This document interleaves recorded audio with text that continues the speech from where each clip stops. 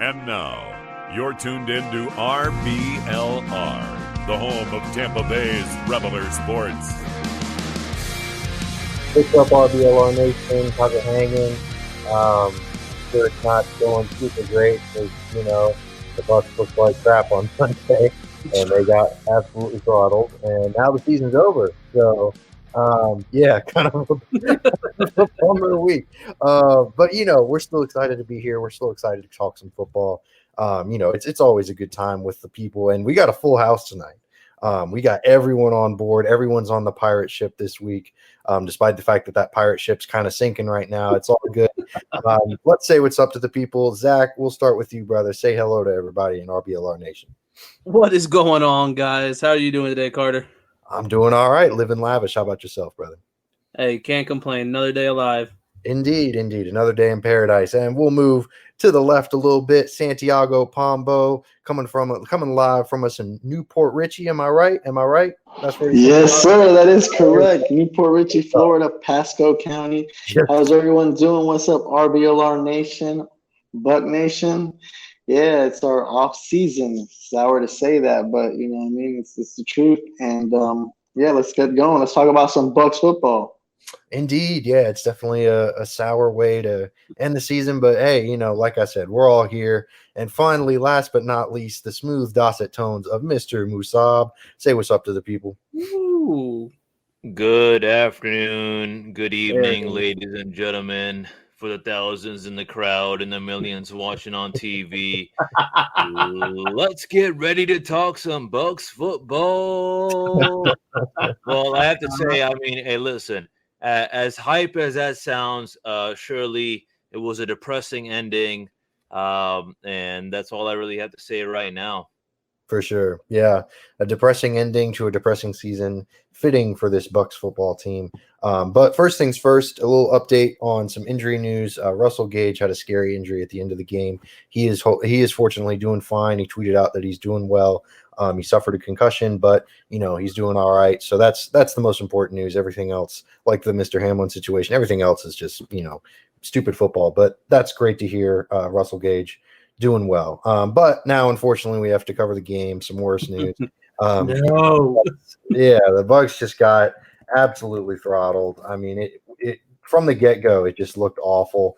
The 31-14 was the final score, but it really should have been way worse. It does not really reflect how dominant a performance it was by the Cowboys and how pitiful of a performance it was by the Bucs. What a way to end the season. Good gracious, just really just some depressing stuff.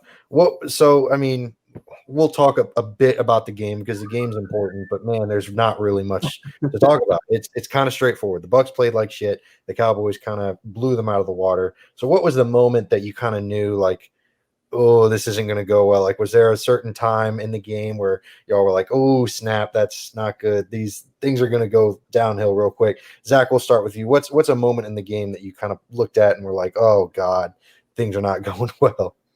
The opening kickoff. No. Realistically, I think the turning point, because at first if I'm not mistaken, we held them on their first drive, and to me, I was like, okay, all right, we look like we could do something here, and then leaving Dalton Schultz wide open, just right down the seam for I think it was like a 30-yard touchdown. I was just like, yeah, this is not going to go well. The blown coverage was just so blatantly bad that I was like, yeah, we're done. And I think my score was like 3 points off in each direction for the final score. So I was like, well, at least I kind of called it. For sure. Yeah. At least we got, I think most of us called for a loss. So, at least that came to fruition. But Santiago, how about you? You're Mr. Optimist. Maybe you were in it until the very end. You thought they had a chance to come back because they did recover that onside kick at the end. Things went kind of weird. But was there a specific moment that you kind of felt that all hope was lost? Yeah, when Brady threw that interception when we were on the verge of scoring a touchdown, and that that really deflated me. And then the Cowboys went down the other way and scored a touchdown, and I'm like, nah, man. Yeah. And it's like I'm like, I'm like, it's Brady. You know what I mean? Like, I know he's played bad all season and the team has played bad. You know what I mean? We played horrible, you know, but I was thinking of maybe, you know, he can have some Brady magic. Yeah, we're down by like 12 because they've missed both attempts, right? So it was 12-0, right? 12, Right. 12-0. And I'm like thinking, okay, we can get one touchdown and we'll be back in it. And I'm like, man, it was horrible. Now, honestly, yes, I'm Mr. Optimist, and I always will definitely root for my Tampa Bay Buccaneers, but it was just so bad. And, you know, like, if it wasn't Dak Prescott's arms, it was his feet that was definitely causing us issues and stuff like that. So, yeah, it was a bad night, man. It was really, really bad. And, you know, we didn't deserve to go much further, to be honest. We played bad all season. For sure. So, I mean, it's been rough. So, I mean, I'm really, really in a mild tone. I'm more energetic always, but it's just like, man, our season's over. You know, let's talk about like free agency and stuff like that. So let's see what we can get to make it better. Yeah, it's tough to be energized coming off of a game like that in a big time situation. You know, nationally televised game, Monday Night Football, a playoff game against the Dallas Cowboys, America's team, and you just come out like that. It's really tough. Yeah, it's really hard to be energized from a game like that. And yeah, like you said, a fitting end to this season because they didn't deserve to be there. Let's be honest, they're not a playoff team.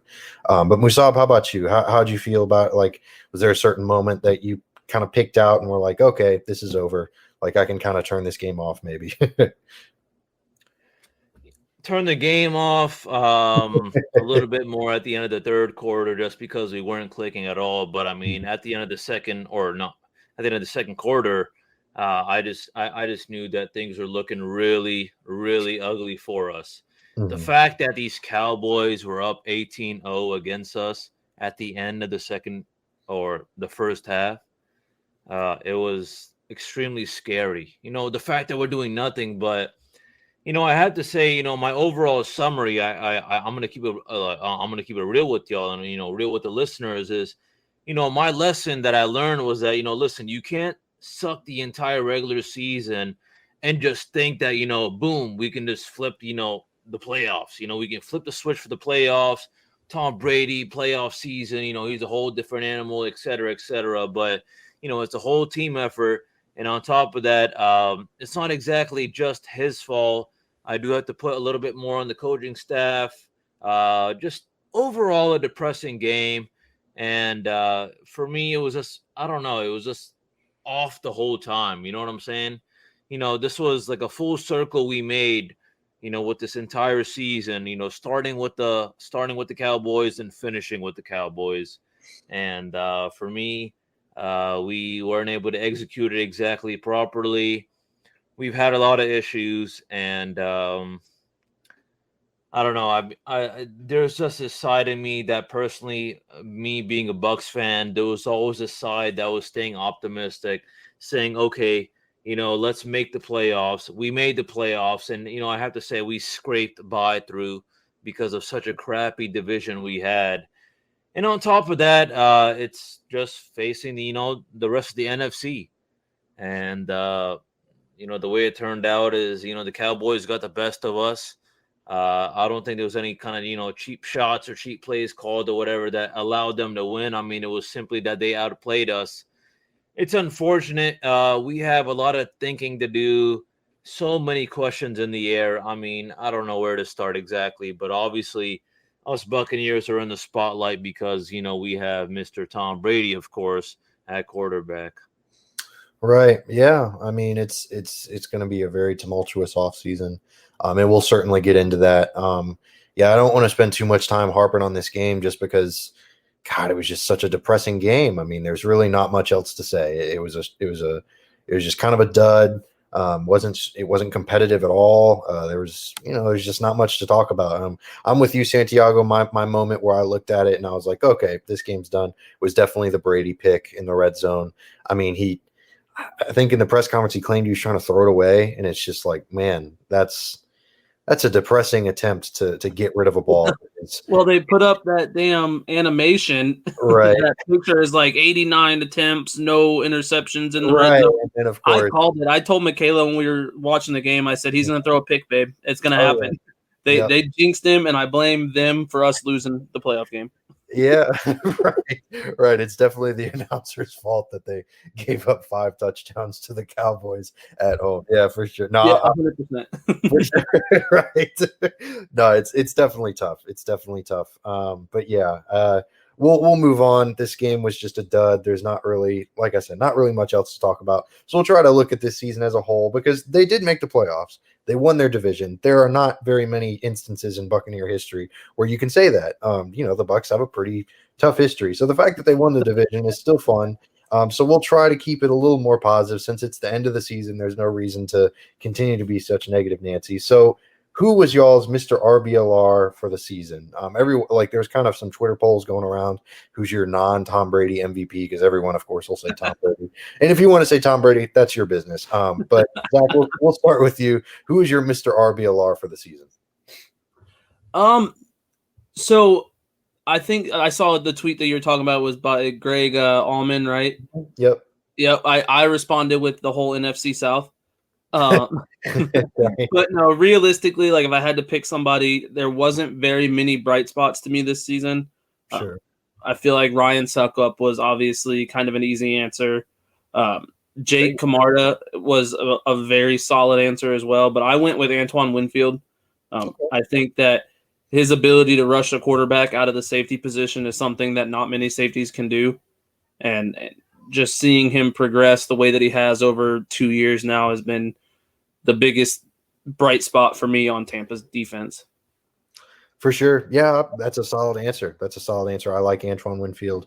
He's definitely a solid answer for that question. Musab, we'll kick it to you, kind of switch up the order a little bit. Who's your Mr. RBLR for the season? For me, it's going to be I'm looking at Mike Evans, and I have to say, like a tough second place or people like Jay Camarda and Antoine Winfield. But I got to go with Mike Evans just because surely, it's not like he balled out exactly, but he's always been a star. I just hate that he's always kind of, underrated or whatever. I feel like people don't really yap about him as much as they should be. And for that reason, that's why I'm going Mike Evans. It's always been Mike Evans every single season. I have to give, as I said already, big shout out to Antoine Winfield, as Zach mentioned, and Jay Camarda would be my kind of personal second place, but I'm going Mike Evans just because, he's always balled out. He hit that over 1,000K season, again. And, it's just, yes, we had an interesting season, of course, but, he was still able to ball out. And if things clicked a little bit better, I just think that, if there were some other internal things that were fixed or whatever on the field, I think that it would have been a lot more sunshine and rainbows. Someone like him, as he balled out these last 2 seasons, would have shined more. But when you're looking at the Bucs, you're not really pinpointing anyone except Tom Brady, of course.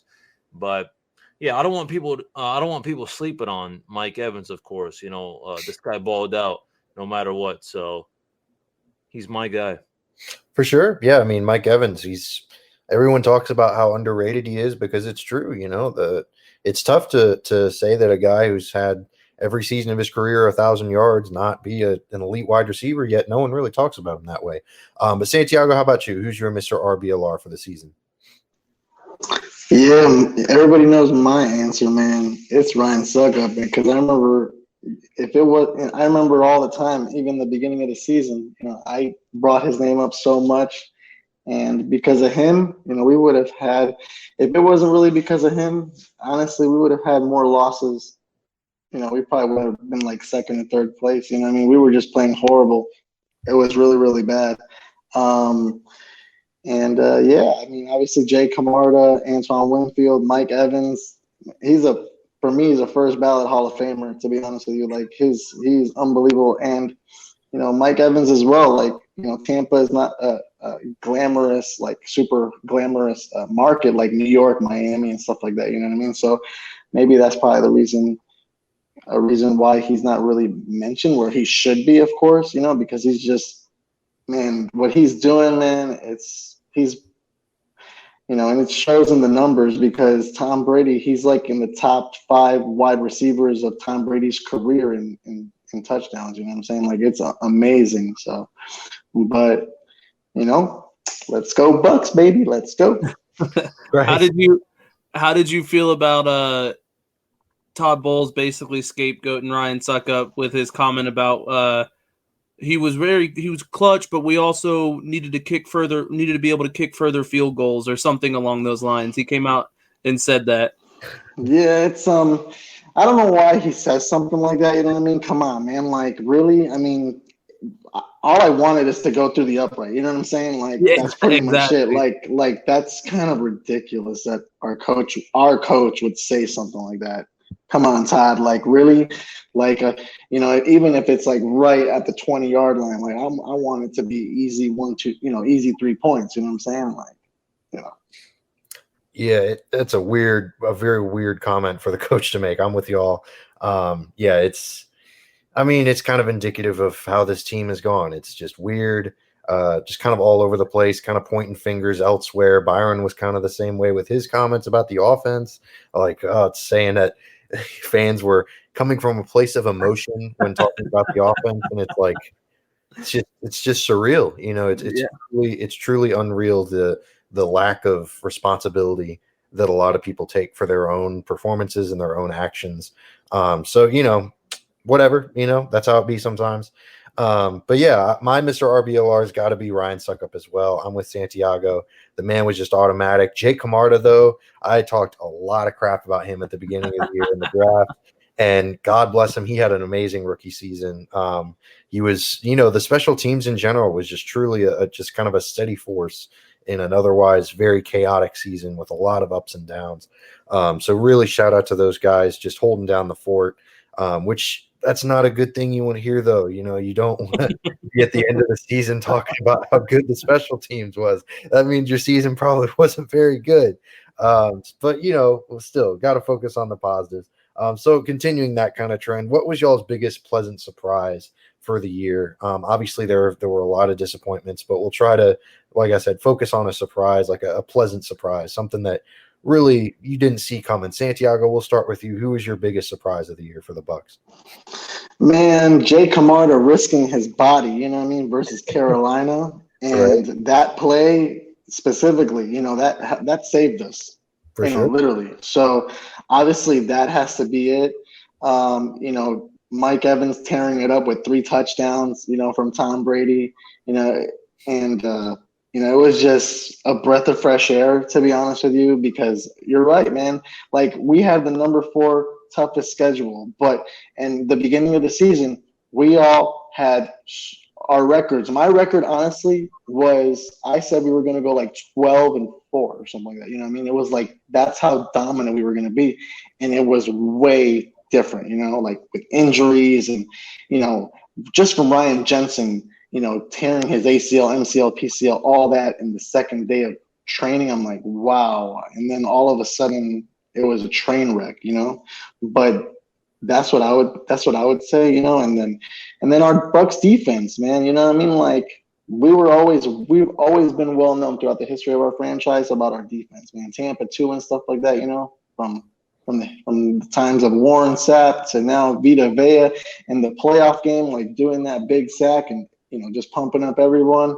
But it was so that's pretty much what I gotta say for my biggest surprise. Yeah, Jake Camarda, man, for real. Okay, well, hey, there you go. I dig that. Jake Camarda is a very good surprise. I love that you mentioned the defense, because coming into this season, it was very much going to be an offensive kind of showcase, everyone thought, but the defense really stepped it up and kept the Bucs in a lot of games. Unfortunately, that's sad. That's how things kind of had to go. Musab, what about you? What was your biggest surprise for the year? Biggest surprise, but also just, a little shout out to them is, all those undersung heroes. Like, Santiago mentioned Jay Camarda, and as y'all mentioned, Ryan Suckup. overall the defense and with the offense as well. But I mean, I'm really looking at special teams and more on the defensive side as well. They balled out to the best of their ability. They did as much as they could. We still had some sloppy games here and there, but I'm looking at them. The biggest surprise was that we still held on. Honestly. Because looking as it was, I think we only held on because, we had people like Tom Brady, of course. But, minus him, I mean, I think there are still some unsung heroes part of this equation or this team. And I want to give a big shout out to them just because, we had an interesting season. It was up and down, of course, a lot of injuries and whatever. And it's rather unfortunate. It really sucks, honestly, seeing, how we're kind of running it back. These last 2 seasons, we've been really, really hot. And then we have a season like this where, we make it to the playoffs, but we're 89, make it into the playoffs. So that's another story. So long story short, I have to say, my unsung heroes has to go to the defense. Specifically, all those guys on the defensive end, Devin White, Levante David, Anthony Nelson, Vita Vea. But then again, I mean, I'm also going to piggyback a little bit off of Santiago with the special teams. I mean, Ryan Suckup and Jay Camarda came through big time. So I guess that makes you think that, I guess all eyes were on the offense to actually make this team do better, huh? For sure. Yeah. I mean, it's a huge letdown that they didn't, but it was, like you said, very, very uplifting, a pleasant surprise that this defense was able to produce so much. Zach, how about you? Who was your biggest surprise for the season for the Bucs? I feel like if we're going in a good direction, because I feel like we expected all of these guys to play very, very, like at a very high level of football. Right. And so I feel like we have more surprises in the negative side of things, which is nice to be able to kind of agree with Santiago and Musab that my bright surprise was Jake Camarda. Yeah. I mean, it's kind of a tough thing when your biggest surprise of the season is your punter. Yeah, exactly. Yeah, it's depressing, but unfortunately, that's the reality. I think my biggest surprise, pleasantly surprised, was definitely Jamel Dean. He had a really solid season. I definitely understand that it's a contract year, but he's also had some troubles over the past few years on the field. Just keeping up with wide receivers and being able to cover guys. The secondary's been torched for the past few years, and he really stepped it up this year. He should get a very, very generous payday and well-deserved. He had a wonderful season. So that was my kind of biggest surprise. That was my second pick. Yeah, for sure. Right. I was looking him up, and I was like, I feel like it should be him, but I feel like maybe not. Yeah. So that was my second pick for sure. Right, absolutely. Jay Camarda was number 2 for me, so it was kind of a 1A, 1B kind of situation. But so we've talked a lot. We tried to be positive, but obviously this season was much more negative than anything else. So there has been a lot of disappointments, a lot of letdowns. But what was the most significant one? What was the biggest kind of bummer that you think really contributed to the Bucs' failure as a season? Musab, we'll start with you. What was the biggest failure, the biggest letdown this season for the Bucs? Letdown was this, the offensive line with this whole offensive line situation that we're looking at. Honestly, that was the biggest issue I've seen game by game and even up until the playoffs. Surely, the offense still had a click here and there, whatever. But if you can't protect Brady, what can you do? We were having issues consistently, and it was a little irritating, honestly, For sure. Our defense came through, to the best of their ability, game by game. But, at the end of the day, also, the offense has to make their move. So, we had the weapons and, the fact that we weren't able to click with the weapons, that's another issue. But the big issue is just that, how much time are we actually giving Brady? Yeah, absolutely. Yeah, I mean, it was very evident, very apparent that Brady did not trust the offensive line throughout the season, getting rid of the football very quickly, just dump offs, like throwing it to Leonard Fournette out of the backfield pretty much every other play. It was tough to watch. It was kind of reminiscent of Drew Brees in his final year in New Orleans, a lot of little short passes because unfortunately, Drew Brees couldn't push the ball down the field at that age. But regardless, yeah, the offensive line play was absolutely atrocious this year. A very big letdown, especially from last season and the year before. Santiago, how about you? What was the biggest letdown this year for the Bucs? Biggest letdown, in my opinion, was, Ryan Jensen going down with the injury. When I saw that and I heard that he was screaming his lungs out, he was screaming in pain. Like, that's a big guy. You know what I'm saying? And for that, he has legs like a tree trunk. So, and they're strong too, And when that happened, I'm like, really? I'm like, wow. And then I remember we started talking about Robert Hainsey and then who can be at center. And Hainsey didn't have any experience, being center in the NFL, even though he came from Notre Dame, But I was like, wow. And then, I have to agree with Musab, man. I really do. Brady's a pocket QB. He's not mobile. He really doesn't. And when he's trying to run, trying to get out of the way, he tries to get rid of it. And then, what he would rather do if he can't find anybody is throw out of bounds. And then that's, that was frustrating as well, also. But yeah, man, it was tough, man. Kappa was gone and then Ali Marpet was gone. And, it's just like Ryan Jensen was injured. And those three guys, they were a big, massive plus for us, And then when we let them go, and then Marpet retired and then Kappa went to Cincinnati. But, it was downhill from there. So that could be a letdown in itself, was this rookie draft class. Because, Logan Hall, Luke Gadecki, those were some huge, I don't want to say misses, but, Logan Hall didn't really contribute very much. Luke Gadecki was benched for Nick Leverett. He was supposed to be kind of the replacement for Ali Marpet. I think Luke Gadecki might have to be my biggest letdown this year, kind of going more into the specifics of the offensive line play, because the offensive line in general was awful. But yeah, Luke Gadecki especially, being drafted in the second round and just, like I said, being benched in the middle of the year because of his poor play, really, really tough to see. Zach, how about you? What was your biggest letdown this season for the Bucs?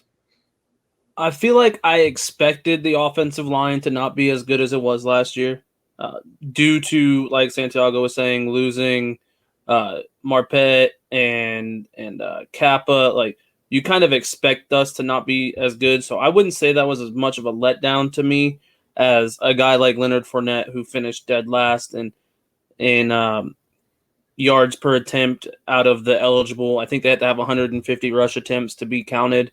And he finished dead last with 3.3, I think. Right. It was super low. Yeah, it was like super low. And the closest one was the next lowest was 0.5 yards further than Leonard Fournette went. Right. So I think when you pay a guy $21 million over 3 years, and for him to come out and have statistically probably the worst season of his career, that was the biggest letdown for me. Yeah, I'm with you. And it was absolutely, it was tough. It was tough to watch him kind of bang his head against the wall, trying to run up the middle.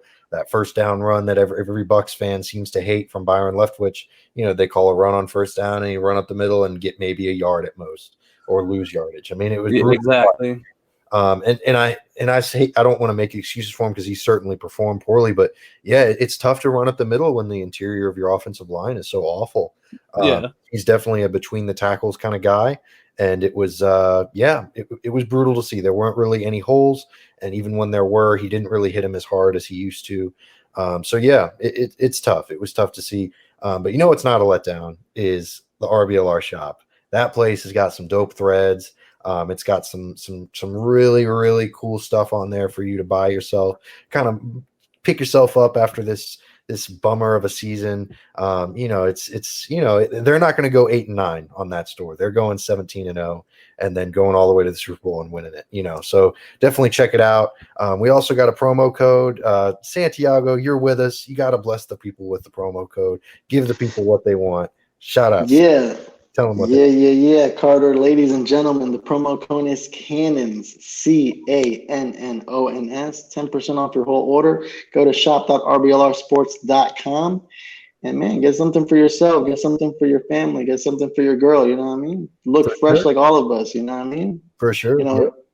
and you can get anything in the colors of the Rays, the Rowdies, the Bucs, the Lightning. You know what I'm saying? Like, look fresh next time you go out to a game. RBLR Sports. Oh yeah, indeed. Yeah, got to look fresh at all times. So yeah, we've kind of covered this season, tried to focus a little more on the positive since this was such a negative, but now we're moving on to the off season. We're kind of shifting into off season mode. Unfortunately, at this time of year, I don't think any of us really expected us to be in off season mode at this point. But that's reality. That's what happens. So it's too early. There's a lot of gears to shift. I'm sure we're going to talk a lot of these things to death because, there's going to be a lot that happens. It's going to be a very eventful offseason, to say the least. So we'll start with the biggest one, Tom Brady. He's a free agent. Some people think he's going to retire, go to the booth in Fox Sports. Some people think he's, leaving to go sign somewhere else, San Francisco, Miami. I mean, a bunch of different teams, a bunch of different places that he could end up, a bunch of different possibilities. Some people think he's still going to be in Tampa, but who knows? Regardless, let's have a way too early prediction as to where you think that Tom Brady's going to end up. Zach, we'll start with you. What do you think Brady's going to do? I think he's going to retire, but in all reality, I don't care what he does. I just don't want to play middle of the road football. It doesn't give us enough. It doesn't give us enough draft capital to improve, and it gives us too much. I don't want to play NFC South champions. Like, that's the only reason we got to the playoffs. Like, I don't want to play that kind of football. So if we're either going to suck or be really good, I'd rather just figure out one of them. And I don't think Brady's going to get us to very good anymore. As much as I hate to say it, I love Brady, and I'm so appreciative of what he did for us. But I just I don't think that he is giving us A1 football. You know what I mean? Right. Yeah. He's not the guy anymore. Exactly. And it's okay to say he's getting paid a crap ton of money. I'm sure he's not getting his feelings hurt listening to us talk shit about it. He's got a bunch of money in the bank. He's going to go home to his kids and, go on vacation. So, Exactly. we can speak negatively on, and obviously we're, the Bucs fans are very appreciative. He brought the Super Bowl to Tampa, but he also sucked this past season. So, there's no mincing words. But yeah, it's definitely interesting to see if he's going to retire or not. I'm with you. I also think he's going to retire, go to the booth, just kind of coast. Retirement is going to be so easy for him. He's just going to talking a bunch of smack, talking some crap.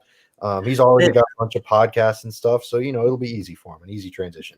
Not only is it going to be easy, bro, he's doing it single. He's retired single now. Like, you know how much fun he's about to have? Yeah, absolutely.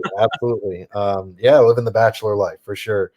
Santiago, how about you? What's your prediction for Brady? You think he's going to stay? I know you're Mr. Optimist. Is that what you're thinking, or maybe you're thinking differently? I don't know, man. Like, if he retires, man, you know what I mean? Like, he retired a champion of the NFC South. So even though we had a bad season, he did retire on top, first place in the division. So, I know he wants to go win the Super Bowl, but hey, man, if he retires, he deserves it, man. He's the greatest of all time. Right, absolutely. You know what I mean? Like, and he's getting old. You know what I mean? He's getting up there in age, of course. And again, if he comes back, okay. If he leaves, but you think he'll retire though? I'm thinking he's going to retire, man. I really am, to be honest with you. Fair enough. Yeah, I'm with you. I think we're going to all be unanimous. Although who knows, Musab might throw a wrench into this. Musab, what you thinking, brother? How are we feeling about Brady? You think he's going to stay? Think he's going to retire? Think he's going to sign elsewhere? What are we thinking? Yeah, I think he's just going to retire. It's smart for him to do that. It's obviously unfortunate for him to lose his family and then boom, do all this and just to make it to the playoffs and lose to Tom Brady or Dak Prescott and the Cowboys. Right. He has the experience. He can find a job anywhere. You know what I'm saying? He don't need to be playing this game no more. I don't know. There's, one side of me is just going to say he's just going to retire and, do what y'all say he's going to do. But you never know. He has his tricks up his sleeves. You never know. And now that the guy's single, who knows what he wants to do, honestly, He wants to have a little bit of fun or whatever. He's Tom Brady, I I don't mean to, get off all this little like Tom Brady high right now, but there are a few players who can really just get away with, not even get away, but just when they finish their career, they are bound to do anything they really want to. Let's look at Peyton Manning and Eli Manning, of course. You know what I'm saying? They're having their fun, they're having a good time, and doing their own little show and podcast or whatever, and just living life. So same thing happens with Tom Brady, of course. Yeah. But we'll see what happens. I don't know. I mean, the only side of me that thinks that he might do something in regards to playing in the NFL is only because he's finishing his career off with like a little weird ending. This is more of a crappy division loss against the Cowboys. You know what I'm saying? It's Right. one thing if he left last year, but to leave now, it's a different feeling. I mean, I still have my utmost respect for him, but it's definitely different leaving last year to now. Absolutely, because last year he was still one of the best quarterbacks in the NFL. He had one of the best statistical seasons of his career. He was really going out, like you said, on top. They lost, obviously, to the Rams, but they had a really good season. No one could call last season a disappointment. It was a bit of a letdown, but it was still a tremendous season. Really great stuff from the Bucs last year. Very stark contrast to this season, especially offensively. So let's say that Brady retires or leaves, what have you. The Bucs are moving into the post-Tom Brady era. Who do y'all want as quarterback moving forward just for next season? We won't say future franchise quarterback, whatever, just for this upcoming season. Do we want to see Trask? Do maybe you want him to go free agency route, maybe just a bridge quarterback like Jimmy G, Teddy Bridgewater? I mean, there's countless different names that we could bring up. How are y'all feeling about it? Do we want Kyle Trask to just get his time in the sun, see what we got? Or do you want maybe the Bucs to go free agency or trade route? Santiago, we'll start with you. How are we feeling about the quarterback situation, since it's the most important position on the team?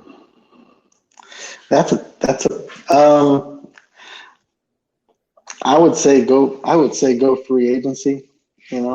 Like probably like Geno Smith. He did pretty well in Seattle, or probably like Maybe Jimmy Garoppolo. I don't know. Yeah, maybe Jimmy G, or obviously we have Trask, man. But it's just the little that he's played. It's been a disaster. So I don't know, man. It's rough. It's rough to have him out there. I just don't want us to go with a horrible losing season, because it's just or maybe go into the draft and pick a better QB. Okay.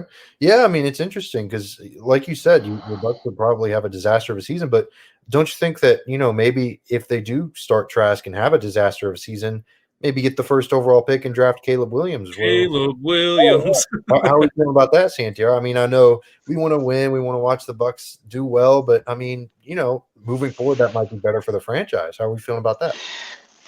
Hey, that's why the first overall pick, for the worst team exists, right? For sure. You get a top draft pick, and and we can get somebody like the Patriots did when they got Tom Brady, like when Pat Mahomes did with Kansas City. Maybe we can get that gem, that diamond in the rough, right? I mean, I agree with you. Caleb Williams is a tremendous player, so hey, you're right, and we got Kyle Trask at a pretty high draft pick, so why not play him? You know what I mean? Let's see what he can do out the whole season, and then we can make our decision after that on whether he should stay or he should go. Yeah, absolutely. You spend a second round pick on a guy, you can't bench him and just never see him watch the field, unless you're the Packers and you draft Jordan Love in the first round. Then you can do that because you have Aaron Rodgers. But whatever.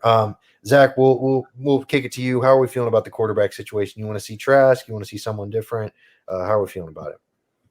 So in a weird way, I'm okay with anything. I know that sounds weird because I have my positives for every situation. Of course. We go in free agency. I would love to get a guy like Derek Carr. Santiago touched on Geno Smith. I'm a little more worried about Geno Smith considering he's really only had one good year, and he's not a young quarterback anymore. So I'm a little worried about him. Granted, he balled out. I have so much respect for him this year. We start Trask. Like you said, we have a horrible season next year. I don't think there's a chance he plays well. We haven't seen enough for me to really be disappointed in him yet. But if we start him, there's a chance he plays well, which gives us a franchise quarterback if he plays well. If he plays like trash, then we get Caleb Williams, who I am huge on Caleb Williams. For sure. And then the trade route, I would love to go out and trade for a guy like Trey Lance. I know that the injury history is kind of scary, but with Brock Purdy balling out the way he is, absolutely, I don't think that he gets benched for Trey Lance with his injury history.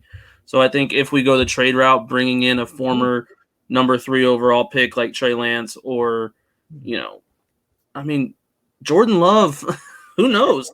Who knows, right? I think it's just these weird, like, I'm open to any of those options because I have highs on all of them. Like, there's positives that I see in every situation. I just don't want Brady back. As much as that sounds weird and horrible to say, I don't want to play middle of the road football.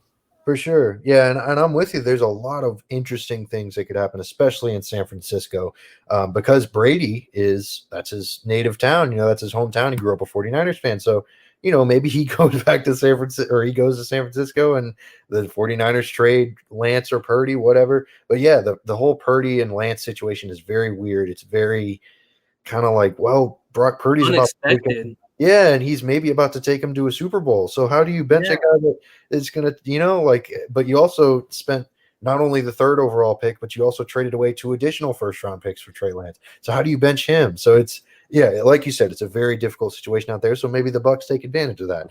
Musab, how about you? How are we feeling about this quarterback situation?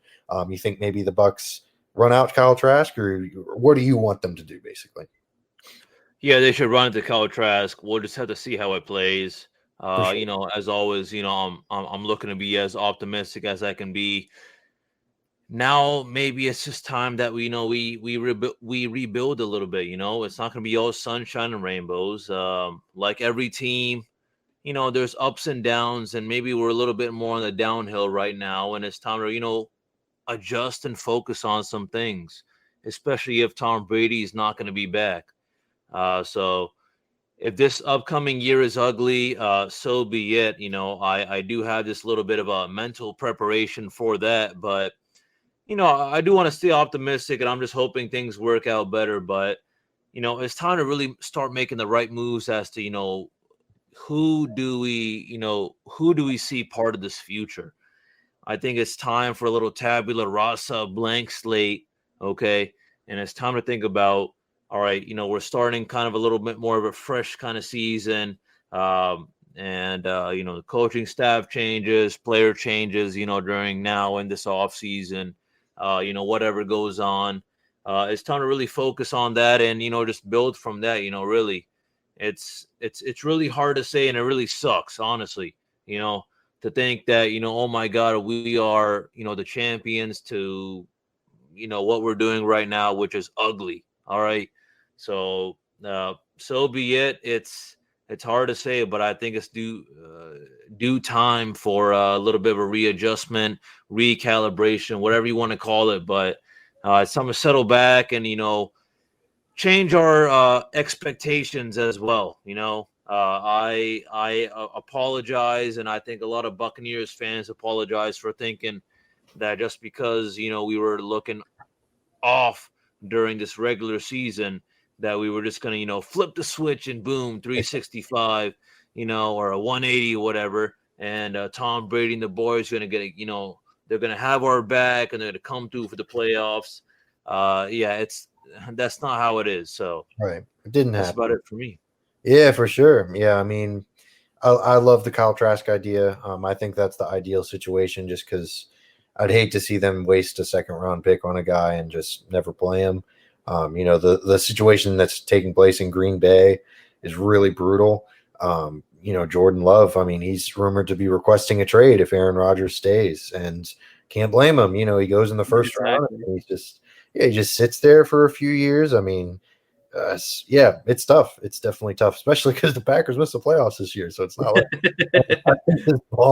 he got the MVP last year. I don't want to, dismiss that, but yeah, it's brutal. It's brutal. We'll see how that all plays out. Trask is definitely the ideal situation. Sorry, go ahead, Zach. No, you're good. I would say I feel like the part that we're kind of missing is that as much as we're saying like it's Trask free agency or trade, is Todd Bowles has already come out and said that he thinks Blaine Gabbert would have been a good quarterback had he not played for Jacksonville. So I feel like we're missing the fact that there's a chance if we don't do anything that Blaine Gabbert is our starting quarterback next year. It's a good point. It's something that makes me sick to my stomach, but very good for real. Especially considering, which we're about to get to, coaching. The coaching has been very, very poor this season. It's been a big reason why the Bucs have been so bad. So how are we? I mean, there's already been rumors that Byron's gone. There's already been a report from Pewter Report that Leftwich is gone. Bowles has come out and said, no, that's not true. We haven't made our decision on Byron's future. It seems like the Bucs are going to keep Bowles around for another year. So how are we feeling about that? Is that a good thing? So kind of a twofold question, kind of focusing on Bowles and Leftwich. Are we hoping that the reports are true that Leftwich is gone? I'm assuming everyone's going to say yes. And how do we feel about the Bucs kind of probably staying the course with Bowles? Zach, we'll start with you. Do you think, are we hoping that Leftwich is gone? And how do we feel about Bowles staying around as the head coach? I've been very vocal on Twitter for sure about this whole situation. I think they both need to be gone. For sure. I don't think that what really got me, Leftwich, obviously, like mid-season, we should have let him go. Right. That was the report. They wanted to let him go, but Bowles around. Right. Todd Bowles proved to us he couldn't coach when he was coaching the Jets. For sure.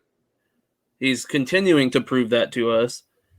And the nail in the coffin for me was in the Dallas Cowboys game when they figured out our zone defense.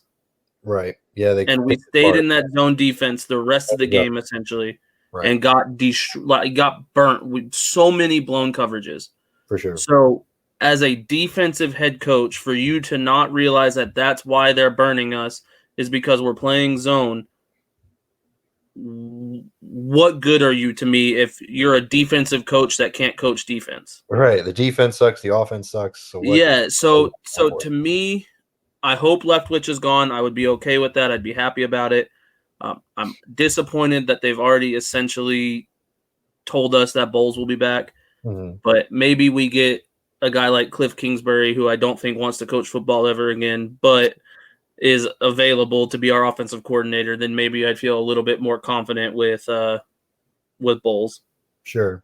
Yeah, I mean, it'll be interesting to see how they fill that vacancy, assuming that the offensive coordinator role does become vacated. But there is a chance, of course, that both of them stick around.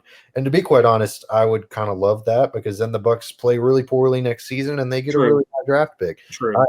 I mean, like if they both stick around and Trask is their quarterback and things go well, then that's the future. That's fine. Then they figured it out. That's cool. But if they don't play well, then it's a clean house anyways. You just kind of delayed it a year. And so then you get a new head coach, a new offensive coordinator, and a new quarterback all at the same time, kind of all to gel and mesh and, the chemistry aspect of that.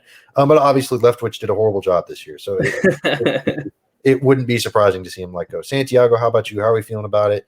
You want to see Bowles and Leftwich let go, just Leftwich, but assuming that the Bucs are moving forward with Bowles, how do we feel about Bowles being the head coach next season? Yeah, I agree with what both of you gentlemen just said. It's frustrating, man. Like, I want both of them gone. Okay. Why do I want both of them gone? Because of the fact that, hey, man, you coach Todd Bowles. If you cannot coach if you cannot coach or, be a head coach, like, for example, when you were with the New York Jets, and then you wanna coach the greatest of all time and make him look horrible, Like, it was just so frustrating, that we couldn't do anything, the play calling all around, our defense was one that kept us on track, and they're the ones that kept us in a lot of these games. And yeah, man, It's just I couldn't say more than just I want them both gone, to be honest with you. For sure. Yeah, I mean, simply put, like you said at the beginning, but a few weeks earlier, you said that if Bulls didn't make the Super Bowl and win it, that you wanted them gone. And hey, Exactly. Like it was just Sorry to interrupt you, Carter. No. Yeah, man, I said that, and I said that specifically, and I said that twice. If Right. Todd Bowles does not take us to the Super Bowl, gone, because the fact that we went 8-9, man, and we were we were first place, won the NFC South, woohoo, for the confetti, but we didn't deserve it at all. We didn't. For sure. You know what I mean? Like, we didn't deserve every team that was in the playoffs. Man, look at Jacksonville, man. I'm sorry that I'm going a little off track, but look at Jacksonville. They put heart in that. You know what I mean? Like, and it's been like, man, our season's been a roller coaster, man. Like, look at Jacksonville's coach, bro. Yeah, I mean, I think that's a big part of it. Definitely. I agree. Yeah, so I mean, clearly there are coaching options out there that could be better than Bowles. I mean, it's tough, but unfortunately, it's looking like they're going to stick with them. But yeah, I'm with you. I would love to see them both gone, but from the perspective of building for the future, I'm also excited to see them stick around to see if they can truly go 1-16 or 0-17 or 2-15 and just secure that first overall pick, because this is going to be a wasted season anyways. So you might as well take the Philadelphia 76ers approach and tank. But Musab, how about you? How are we feeling about them sticking with Bowles? And who do you want gone? Do you want Leftwich and Bowles gone, or just Leftwich maybe? Or are you like me and you're trying to see the world burn? How are we feeling about it? Ooh, well, I never want to be a pessimist and see the world burn, Carter. But no, I mean, on the real though, you know what? Let's change it up. I'm a little bit open to the little Leftwich change up with Bulls. I think that we just were overall too conservative with our approaches during this season, especially on the offensive side. And I don't blame the guy. The guy's a defensive coordinator now. He's going to head coach position. It's his first year out here, so I don't want to put too much of the blame on him exactly. But then again, I mean, I don't know. I don't know the deep down story. I don't know about his actual real leadership. But I have to say, there are some changes needed to be made.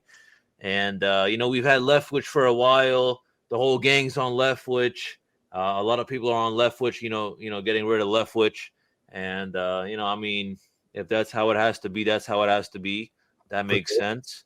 I never saw anything special from him exactly. I just think that, guys, honestly, we're about to go through a lot of changes. Or honestly, in my opinion, if we are to succeed in the future, I think we should have some changes done, or a good amount of changes done during this offseason, of course. That comes from the player side and also the coaching side. Just because I think we need a fresh slate. It's been a little bit messy. We've just had these high expectations because we're depending on a few people, aka like Tom Brady, of course. But there's only so much chemistry that can really work out. And right now we need to figure things out behind the scenes first before we get fired up for the next season. Absolutely. Yeah, like you said, it's a very tumultuous offseason that's coming up, and a lot of changes are going to happen. So, yeah, I mean, the coaching staff is going to be a big part of that, just because, you don't have an 8-9 season and not with the expectations they had and not had some heads roll, excuse me. But, we're kind of drawn to a conclusion, kind of like this season just did. I want to thank all the listeners. I know it was a bummer of an episode because, it was a bummer of a season. It's tough to watch the team go down like this. But thank you so much for sticking around and listening to us kind of complain about the Bucs. But regardless, they deserve it. That's how it be sometimes. But thank you all for sticking around. Hit the like and subscribe button, wherever y'all are listening, YouTube, Spotify, what have you. Thank you so much for tuning in. From me and my co-host all at RBLR Nation, thank you all as well.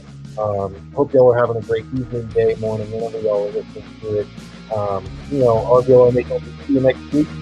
And as always, Go Bucs. Go Bucs. Go Bucs, baby.